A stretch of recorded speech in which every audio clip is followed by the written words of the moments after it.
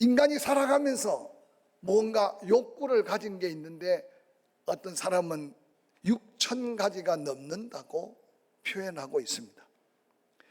6,000가지가 넘는 인간의 욕구 가운데 그 우선순위를 따져보니까 대부분 첫째가 공기, 두 번째가 물, 세 번째가 음식, 그리고는 옷, 집, 교육, 직장, 건강, 돈, 우정, 명예 등등 수없는 다양한 사람들이 아주 다양한 욕구 속에 살고 있는 게 인간이다라고 표현하고 있습니다.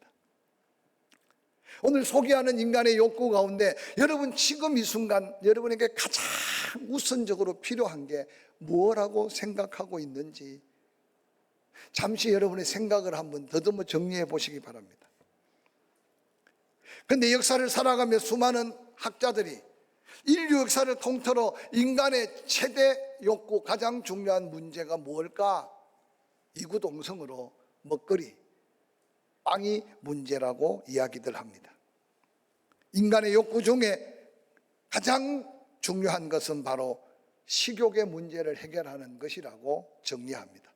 그래서 그런지 하나님이 이스라엘 백성들을 가나안 땅으로 이끌면서 출애굽의 여정 속에 광야에서 가장 먼저 그들을 시험하듯 그들에게 은혜를 베푸신 것이 사람이 눈에 보이는 땅에서 거두는 떡으로만 사는 게 아니라 하나님의 택한 백성들은 하나님의 말씀으로 사는 거다. 그래서 만나를 그들에게 허락하시면서 광야 40년 동안 변함없이 내리는 만나를 통해 그 만나는 그들이 심어서 거둔 게 아니고 땅에서 나는 게 아니라 하늘에서 내린 양식인 것을 바라보면서 그들은 끊임없이 떡 문제가 생길 때마다 하나님을 바라보게 되었고 말씀으로 그들이 살아날 수 있다는 사실을 깨우쳐 주신 것을 보게 됩니다. 그렇게 훈련받은 하나님의 백성들 가나안 땅에 도착해서 많은 규례 중에 특별히 추수할 때 반모퉁이에 양식을 조금씩 거두지 않고 남겨두라고 명령해 주셨습니다. 그것은 가난한 자, 고아, 과부, 나그네 그들이 허기진 배를 채울 때 성경에 종종 이삭을 줍는다고 말하는데 주인이 싹싹 핥아가던 거둔 추수 뒤끝이 아니라 하나님의 이 놀라운 은혜로 살았던 그 백성들은 밭 기퉁이에 양식의 일부분을 남겨두어서 정말 가난한 고아, 과부, 나그네들이 그 남겨둔 이삭을 그들의 양식으로 삼는 것이 이스라엘 백성들의 삶의 놀라운 은혜의 현장이었습니다. 지혜자 솔로몬은 잠언 30장 9절, 7절, 8절, 9절에 이런 기도를 올립니다. 내가 두 가지를 주께 구합니다. 죽기 전에 내게 거절하지 말고 응답해 주십시오. 나에게 헛된 말, 거짓말을 내게서 멀게 해 주시되 나를 가난하게도 마시고 부하게도 마옵소서. 오직 필요한 양식을 내게 먹여 주십시오. 내가 배불러서 하나님을 모른다 여호와가 누구나 할까 하오며 혹 내가 가난하여 도적질하고 내 하나님의 이름을 욕되게 할까 두렵습니다. 입의 말에 대한 기도와 필요한 양식을 구하는 기도가 지혜자들이 일생에 가장 중요한 것을 구했던 기도라고 해도 지나치지 않을 겁니다. 놀랍게도 예수 그리스도께서 제자들이 몰려와 침례 요한이 그의 제자들에게 기도하는 걸 가르치는데 당신도 우리에게 기도를 가르쳐 주십시오 라고 부탁할 때 예수 그리스도께서 제자들에게 마태복음 6장 11절에 기도 중에 오늘 우리에게 일용할 양식을 달라고 기도하라고 가르쳤던 중요한 기도 중에 양식을 구하는 기도 또한 오늘 사는 우리에게 의미 있는 예수 그리스도의 가르침이 아닌가 생각합니다. 오늘 본문의 예수 그리스도께서는 사역의 현장을 디베레아 바다를 출발하여 건너편 동북 쪽에 있는 베세다 빈들로 옮겨갑니다. 그래서 본문에 등장하는 디베레아 바다는 구약 민수기에서는 긴네렛 못이라고도 불렀고 누가복음 5장에서는 게네사렛 호수라고도 불렀습니다. 당시 예수님 시대 유대인들은 갈릴리 바다라고 부르고 있는 그곳인데 오늘 예수님이 갈릴리 호수 서쪽 중앙에 있는 디베레아 지역에서 배를 탔습니다. 그래서 그곳의 이름이 디베리아라고 이름이 붙여지게 된 것은 헤롯 안티파스가 당시 로마의 황제 티베리우스를 기념하기 위해 그 갈릴리 호수 서중앙 지역에 도시를 하나 건설하고 그 도시를 디베리아라고 이름을 붙임으로 인해서 그곳 사람들은 갈릴리 바다지만 자기 동네 이름을 따서 디베리아 호수라고 그렇게 불렀습니다. 그 디베리아에서 배를 띄어 동북쪽 기슭에 있는 베세다라는 곳으로 향하고 있는 모습을 소개하고 있습니다. 이 베세다는 히브리어로 두 단어가 하나로 묶어졌는데 이 벳은 집이라는 뜻이고 세다는 낚시나 사냥, 그래서 베세다라는 말은 어부의 집, 사냥꾼들이 모여 사는 집. 그런데 사실 갈릴리 호숫가니까 어부의 집이 맞을 겁니다. 예수님께서는 그 빈들에 가서 앉으셨고 예수님의 기적을 목격한 수많은 사람들이 더한 은혜를 사모해서 그 베세다 빈들을 가득 채웠던 사실을 오늘 본문에 소개하고 있습니다. 마태복음에 보면 동일한 500여의 기적의 사건인데 좀 다르게 표현되어 있어요. 예수님이 그 베세다 항구에 도착하자마자 이미 그곳에 많은 사람들이 예수님을 기다리고 있다고 표현하고 있고, 오늘 요한은 예수님이 먼저 그곳에 가시고 수많은 사람들이 몰려왔다고 기록하는데 뭐 그 두 차이는 그렇게 중요한 차이는 아닌 것 같습니다. 베세다가 빈들이라고 했던 것은 광야를 걸었던 이스라엘 백성들의 삶과 비추어서 설명하면서 베세다 빈들은 우리의 일상을 살고 있는 일상의 삶의 현장이라고도 표현해도 지나치지 않기에 오늘 이 말씀은 오늘 살아가는 우리에게 인생 앞에 문제가 다가올 때 그 문제를 어떻게 해결해 갈 수 있을까, 삶의 놀라운 믿음의 도전을 하고 있는 말씀이 본문의 말씀이 아닌가 생각해 봅니다. 베세다에서 바라보면 이 서쪽으로 해가 기울어 갑니다. 갈릴리 호수는 바다보다 200m가 낮습니다. 호수 주변에는 해발 300에서 500고지 산들로 빙 둘러쳐져 있습니다. 그곳에 가장 높은 곳이 갈릴리 서북쪽 코너에 있는 막달라 마리아의 고향, 막달라 뒤에 아벨산이라고 그곳 높은 산이 하나 있습니다. 베세다에서 바라보면 그 산으로 해가 기울어지면 오늘 우리가 생각할 때 평야에서는 해가 져도 한참 뿌옇게 남아있지만 지중해 바다보다 200m가 낮은 베세다에서 아벨산 너머로 해가 질 때 해가 지는 순간 금방 캄캄해질 수 있다는 상황을 한번 상상해 보시기 바랍니다. 이제 해가 니웃니웃 기울어져 가는 그 햇살 속에 그곳에 모여있는 대부분 사람들은 이제 어떤 조건으로 먹지 못했던 간에 흙이 배를 안고 이제 은혜 받는 것보다 더 문제는 이 심각한 굶주림을 해결하는 문제가 베세다 광야에 모여있는 수많은 인생들의 문제라는 사실을 오늘 성경은 우리에게 보여주고 있습니다. 오늘 본문에 예수님은 제자들에게 묻습니다. 우리가 어디서 떡을 사서 이 사람을 먹게 할 수 있을까? 예수님이 이 질문 속에 놀랍게 예수님은 대답을 가지고 묻고 있다는 사실을 영적인 사람 요한은 말씀을 통해 우리에게 깨우쳐 주고 있습니다. 우리가 어디서 떡을 사서 이 사람들을 먹게 할 수 있을까? 이 질문은 오늘을 사는 우리 모든 성도들에게 끊임없이 묻고 있는 예수 그리스도의 질문이라는 사실을 먼저 기억하고, 여러분 문제 속에 빠져 있지 마시고 문제만 바라보지 마시고 그 문제 속에서 예수님이 내게 들려오는 이 음성을 들어보시길 바랍니다. 사랑하는 성도야, 사랑하는 나의 딸아, 사랑하는 나의 아들아, 네 인생의 그 문제 어떻게 해결할 수 있을까? 예수 그리스도의 물으심을 기억한다면 우리는 나 혼자 고민하고 나 혼자 생각하고 나의 생각과 나의 능력만 가지고 몸부림치는 내가 해답을 가지고 물으시는 예수 그리스도께 관심만 돌려도, 잠시 생각만 바꿔도 우리는 다시 예수 그리스도의 해답에 관심을 갖게 될 줄로 확실히 믿습니다. 우리가 어디서 떡을 사서 이 사람을 먹게 할 수 있을까? 그때 제자들의 대답입니다. 마가복음 6장 35절, 때가 저물어 갑니다. 제자들이 예수님께 나와 말합니다. 이곳은 빈들입니다. 날도 저물어 갑니다. 다른 방법 없어요. 무리를 보내어 그들이 가다가 마을에서 사 먹든지 말든지 어디서 떡을 사서 저들을 먹이겠느냐고 물으신 예수님은 예수님 자신이 해결 방법이 없어서가 아니라 제자들의 믿음을 시험하고 계시다는 사실을 제자들은 까마득하게 잊고 있었습니다. 어떤 본문에는 가서 100데나리온의 떡을 사다 먹이리까?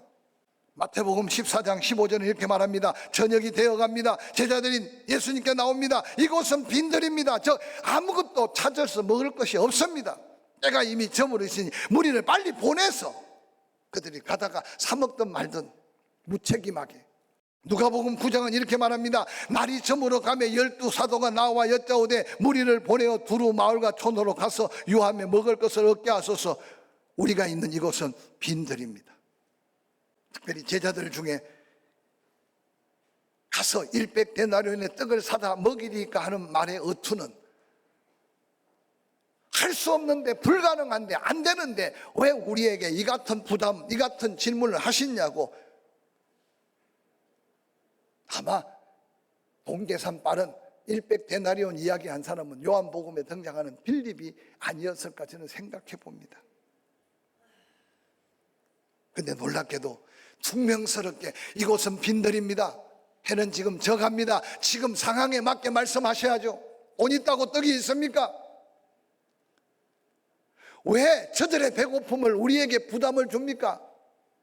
말씀 듣고 은혜 받는 것도 중요하면 가다가 다 쓰러져 죽으면 누가 책임질 겁니까? 지금이라도 주여 늦지 않았습니다. 무리로 보내어 가다가 먹고 살든 죽든 빨리 돌려보내자고 하는 제자들의 이 생각 속에 안타깝게 해답을 가지고 계신 예수 그리스도께서 그들에게 기대했던 믿음을 찾지 못하는 이 안타까움이 오늘날 교회 안에 주여 주여라고 부르짖는 믿음의 사람들의 삶의 현장에 문제 앞에 바둥바둥 때로는 포기하거나 쉽게 좌절하거나 원망하거나 불평하는 우리를 통해서 안타깝게 여기는 예수 그리스도의 마음이 아닐지 한번 생각해 보시기 바랍니다. 공간복음에 동일하게 마태, 마가, 누가복음에 예수님은 그렇게 말합니다. 너희가 먹을 것을 주라. 없습니다. 안 됩니다. 할 수 없습니다. 라고 말하는 그 제자들에게 너희가 먹을 것을 주라고 말씀하고 있습니다. 그 어떤 방법으로도 이 문제 해결이 불가능한 상태라고 아우성치는 그 제자들에게 아니다, 아니다, 너희가 먹을 것을 주라고 외칩니다. 오늘 요한복음은 더 구체적으로 요한복음 6장 5절에 예수께서 눈을 들어 큰 무리가 자기에게 오는 것을 보시고 빌립에게 이르시되 우리가 어디서 떡을 사서 이 사람을 먹이겠느냐 하시니 이렇게 말씀하시면 6절 친히 어떻게 하실지 아시고 그 문제에 대해서 예수 그리스도께서는 어떻게 해결할지 아시고 빌립만이라도 제자들 중에 그래도 계산이 빠르고 빌립만이라도 제자들 중에 그래도 이 문제를 해결하는데 믿음의 고백을 듣고 싶어서 빌립을 시험하셨습니다. 빌립이 대답합니다. 각 사람에게 조금씩 받게 할지라도 200데나리온의 떡이 부족합니다.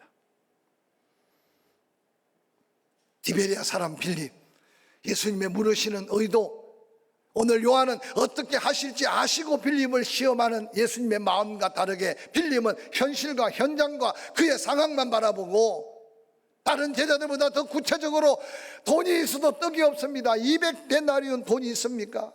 그런데 돈이 있어도 떡이 없습니다. 그런데 그것을 통해 예수님은 빌립을 시험하고 계시다는 사실을 빌립은 깨닫지 못했습니다. 빌립의 대답은 예수 그리스도께서 기대했던 믿음의 대답이 아니라는 사실을 요한은 우리에게 기록해 보여주고 있습니다. 오늘 이 자리에 앉아 계신 또 영상으로 방송으로 이 말씀을 들은 수많은 사람들 중에 아니 오늘 살아있는 사람, 삶에 문제없는 사람이 어디 있습니까? 문제 하나하나를 잘 살펴보시길 바랍니다.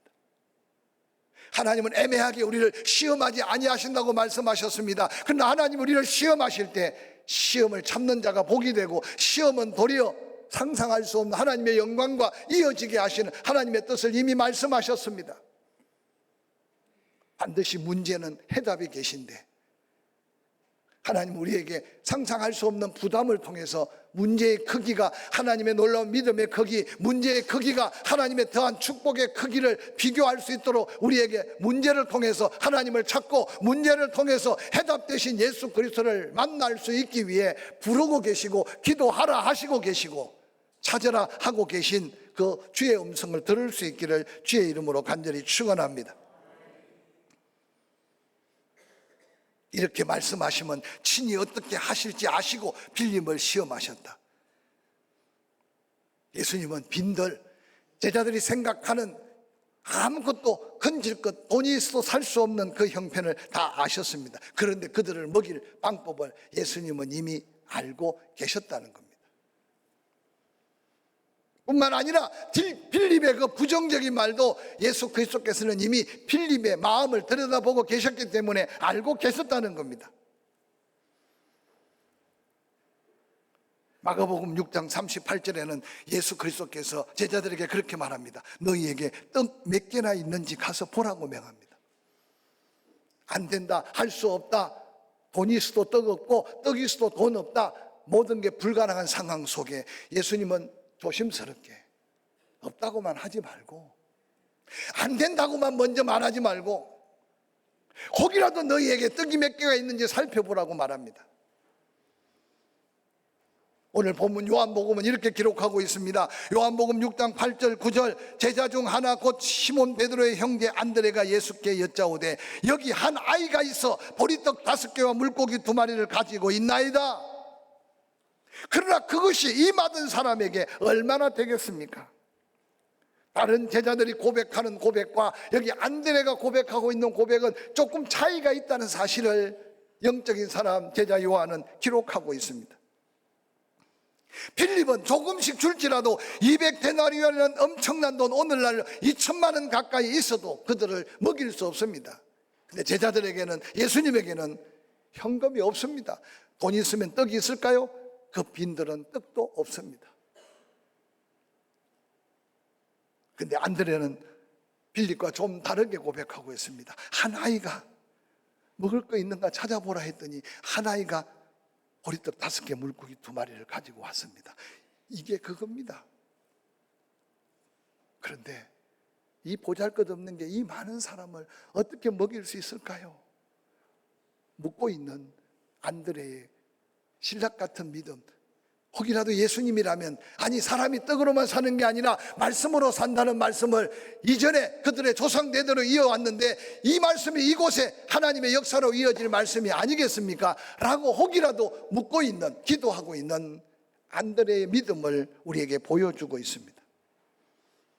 빌립은 처음부터 부정적이고 비관적이고 체험하고 포기했다면 안드레는 작은 것이지만 제시하고 문제를 해결해 보려고 하는 예수님 앞에 해답을 기다리는 안드레의 믿음의 차이를 요한은 우리에게 보여주고 있는 장면이 아닌가 생각해 봅니다.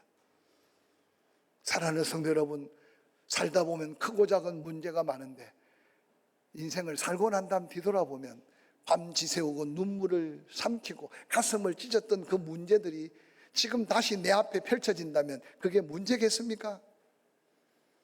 그래서 종종 경험보다 더 좋은 선생이 없다고 말하는데 해결해 보지 못한 문제 앞에 가슴이 두근거리고 때로는 잠이 오지 않고 때로는 입맛을 잃어버릴 것 같지만 기억하십시오. 그 문제 속에 예수 그리스도의 세밀한 음성, 예수 그리스도께서 그 문제를 해결할 방법을 가지고 계시다는 사실을 한 번만 믿어도 우리는 기도할 제목은 많아질지라도 낙심하고 실망하고 절망하지 않는 믿음으로 문제를 이겨갈 수 있는 하나님의 기적을 보게 될 줄로 확실히 믿습니다. 문제를 해결하며 성공하는 사람들은 자신의 생각으로 하나님의 계획과 하나님의 뜻을 가위질하지 않는답니다. 이건 안 돼, 이거는 돼. 오늘 대부분 지혜롭다, 똑똑하다, 경험 많은 인생들, 내 인생의 문제 앞에 하나님이 간섭하실 예수 그리스도의 놀라운 역사가 나타날 기회도 갖기 전에 미리 포기해버리고 지워버리고 잘라버리지 않습니까?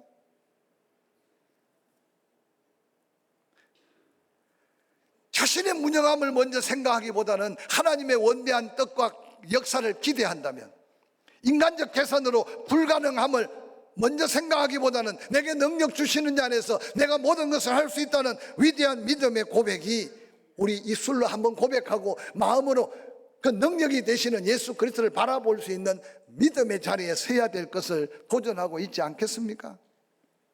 보리떡 5개 물고기 2마리가 어린 아이 손에 있을 때는 별 소용이 없었습니다. 보잘것없었습니다. 그런데 그 놀라운 보잘것없는 게 예수 그리스도의 손에 들려질 때, 예수님은 떡의 크기, 떡의 숫자에 달려있는 게 아니라 그 예수님의 입술로 축복하는 축복의 기적이 달려있다는 사실을 그 빈들에 모여 흙이 진 그들의 배를 채우면서 다시 한 번 더 그들에게 각인시켜 줍니다.